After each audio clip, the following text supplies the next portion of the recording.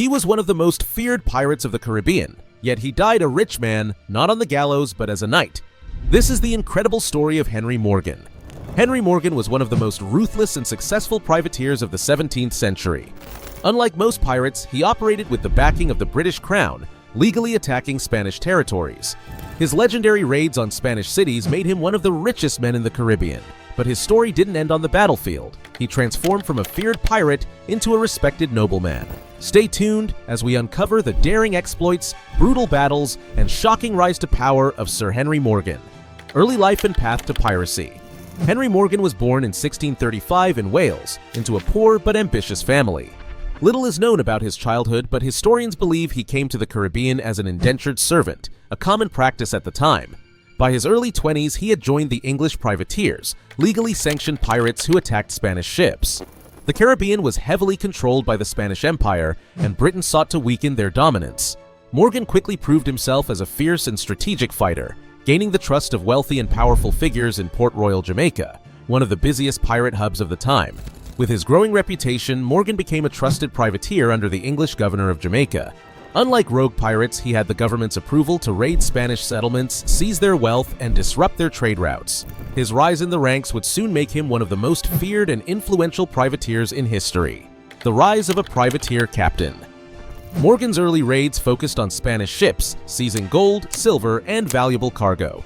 By 1667, his reputation as a ruthless privateer earned him command of a fleet of pirate ships, officially tasked with attacking Spanish territories. His first major raid was on Puerto Príncipe, modern-day Camagüey, Cuba, a Spanish stronghold. The attack was a success, showcasing Morgan's ability to strike quickly and decisively. However, his most notorious raid came soon after, the sack of Portobelo, Panama. Portobelo was one of Spain's wealthiest ports in the Americas. To capture it, Morgan used hostages as human shields, a brutal but effective tactic. His forces overpowered Spanish defenses, looted vast riches, and held the city ransom for weeks. The daring assault sent shockwaves through the Spanish Empire and solidified Morgan as one of the most feared privateer captains of his time. His fleet expanded and his power rivaled that of governors and naval commanders. Morgan had built one of the largest privateer forces in the Caribbean, making him a dominant force in the war against Spain. The infamous sack of Panama. In 1671, Henry Morgan launched his most daring and infamous attack, the sack of Panama City, the richest Spanish settlement in the Americas. Leading an army of over 1,000 men, Morgan marched across the Isthmus of Panama, battling Spanish forces along the way. His men endured harsh jungle conditions, exhaustion, and hunger, but Morgan's ruthless leadership kept them moving forward. When they finally reached Panama City, a brutal battle erupted. The Spanish defenders fought fiercely, but Morgan's forces overpowered them, slaughtering soldiers and civilians alike. The city was looted of its gold, silver, and valuables, but before Morgan could fully secure his prize, a massive fire broke out, destroying much of the city. Some historians believe the Spanish set the fire themselves to prevent Morgan from taking their wealth. Despite the fire, Morgan's forces seized an enormous fortune, but his victory came at a cost. The raid violated a peace treaty between England and Spain, causing international backlash. Morgan was arrested and sent back to England, but instead of facing execution, he was welcomed as a hero, setting the stage for the next chapter of his unbelievable story. From pirate to knight, Morgan's rise to power. Rather than facing execution, King Charles II knighted Henry Morgan in 1674, recognizing his ruthless but effective service against Spain. Instead of being punished, he was rewarded with power, returning to Jamaica as Lieutenant Governor. Now a government official, Morgan shifted from raiding Spanish cities to suppressing piracy, including cracking down on some of his former allies. He helped enforce English rule in the Caribbean, balancing diplomacy with his notorious reputation. Despite his newfound status as a nobleman, Morgan never fully abandoned his pirate lifestyle. He lived as a wealthy landowner in Port Royal, Jamaica, enjoying extravagant feasts, heavy drinking, and wild parties. His influence remained strong, but over time, political shifts and corruption accusations weakened his hold on power. Although he attempted to maintain his authority, Morgan's political career slowly fell into decline. The very system that had once elevated him now sought to distance itself from its pirate past. His health also deteriorated due to excessive drinking, marking the beginning of his final years. The final years and death of a pirate knight. By the 1680s, Henry Morgan's once dominant influence had faded. He was removed from his government position, but unlike many pirates, he kept his fortune and noble status. Living out his final years in Port Royal, Morgan retained his reputation as a legend, even as his political power waned.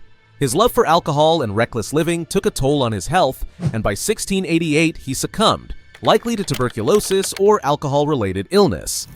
Unlike most pirates, he died peacefully, not at the gallows or in battle, but as a rich and respected man. His funeral was one of the grandest in Port Royal's history, attended by governors, military leaders, and high-ranking officials. But just a few years after Morgan's death, a massive earthquake struck Port Royal in 1692, destroying much of the city and sinking parts of it into the sea. Some saw this as divine punishment, believing it was karma for Morgan's ruthless past. Despite the destruction of his once glorious city, Morgan's name lived on, cementing him as one of the most controversial and enduring figures of the pirate era. Although he attempted to maintain his authority, Morgan's political career slowly fell into decline. The myth versus reality of Henry Morgan. Henry Morgan's life has been romanticized and exaggerated over the centuries, turning him into a larger-than-life figure. While often portrayed as a fearless pirate, in reality he was more of a privateer, legally sanctioned by the English crown. Stories of him burying treasure, engaging in ruthless bloodshed, or leading a pirate empire are largely myths. Morgan was a calculated strategist, preferring tactical warfare over reckless raids. However, his brutality was very real. His raids left cities in ruins, and he took thousands of captives. Despite his historical reputation, his greatest victory may have been escaping the fate of most pirates. Unlike Blackbeard or Captain Kidd, he was never executed, never hanged, and never betrayed. Instead, he died wealthy and honored, rewriting the typical pirate story. Henry Morgan's legend lives on, but separating fact from fiction remains a challenge, making him one of history's most intriguing and mysterious figures. Legacy of Henry Morgan. Henry Morgan remains one of history's most complicated and controversial figures, both a feared pirate and a respected nobleman. Unlike most pirates of his era, he secured wealth, power, and a knighthood, defying the typical fate of piracy. His name became synonymous with the Golden Age of Piracy, but he was more of a privateer than a true outlaw. He operated under the British Crown, making his exploits semi-legal, yet his tactics were often just as brutal as those of any rogue pirate. Morgan's story has inspired books, films, and even the world-famous Captain Morgan rum brand. His brutal but strategic approach to warfare left a lasting impact, influencing naval battle tactics for years to come. Historians still debate whether he was a loyal Englishman or a self-serving opportunist. Some see him as a patriotic war hero, while others view him as a ruthless pirate who manipulated the system to his advantage. What do you think? Let us know in the comments. Don't forget to like, subscribe, and hit the bell for more legendary pirate stories.